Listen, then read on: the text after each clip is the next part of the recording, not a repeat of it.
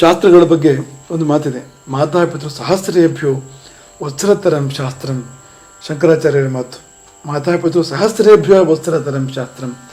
ಶಾಸ್ತ್ರ ಅಂದ ತಕ್ಷಣ ಏನಪ್ಪ ಇದು ಒಂದು ಉಪದ್ರವ ಶಾಸ್ತ್ರದ್ದು, ಅಂದರೆ ನಿಂತರೆ ಕೂತ್ರೆ ಅದು ತಿನ್ನಬೇಡ, ಇದು ಕುಡಿಬೇಡ, ಅದು ಮುಟ್ಟಬೇಡ, ಇದು ಮಾಡಬೇಡ, ಏನಪ್ಪ ಇವ್ರ ಕಾಟ ಅಂತ ಅನಿಸ್ಬಿಡ್ತದೆ.